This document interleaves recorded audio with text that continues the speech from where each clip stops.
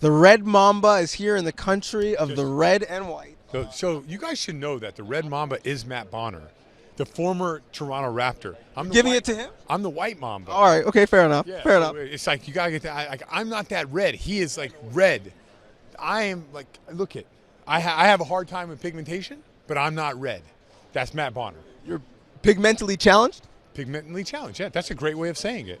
'Cause everyone's so sensitive now. Don't call me too light. I'm pigmentally challenged.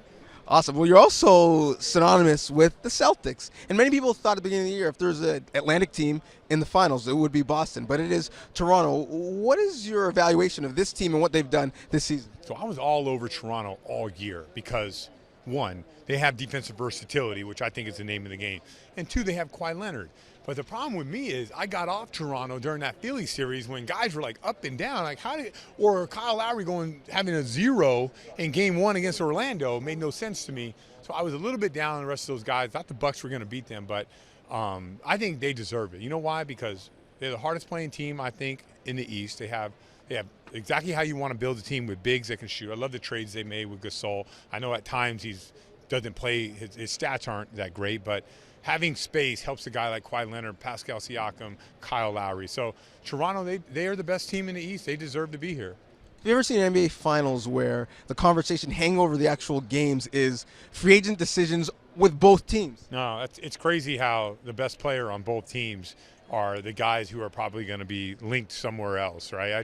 I don't think, maybe it's just the way it's going to be from here on out. Free agent conversations have dominated the NBA now for the last 5 years. We never thought it would get to this level. We always thought it would always be about the basketball, but that's just the world that we live in now. In Canada, some people never thought over the last 24 years that the Raptors would get to this level. The Raptors were the team you cheered for until they lost. Then you cheered for your American team.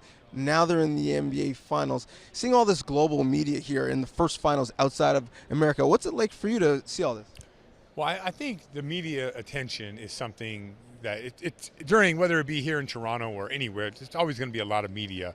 But I just think it's really cool that, you know, the Canadian fans all this time, they always lose faith in their own team. Why is that? Every other team is delusional in America and they believe they're going to win. And you guys have a team that's actually good and you don't believe you're going to win. What is that? What is that? Is it because of hockey? Is it like, what is the mentality? Like, I'm telling you, people in Philadelphia thought they were going to the NBA Finals and they didn't have a chance. Like in Boston and Milwaukee, we all thought we had a chance.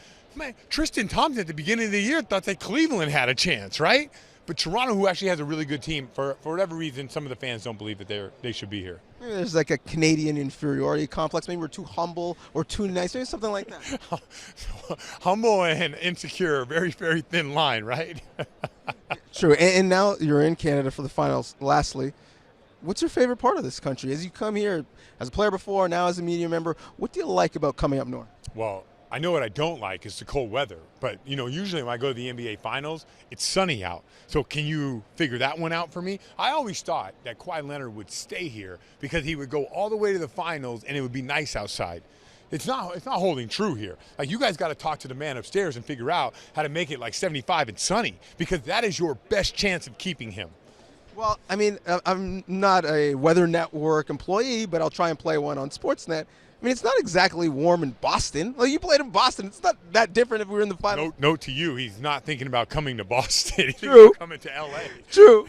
Fair enough. Fair enough. So the weather here not the same as San Diego, but hopefully he has a great experience in Toronto. We've had a great experience with you here in Toronto. Thanks so much for this, man. You got it.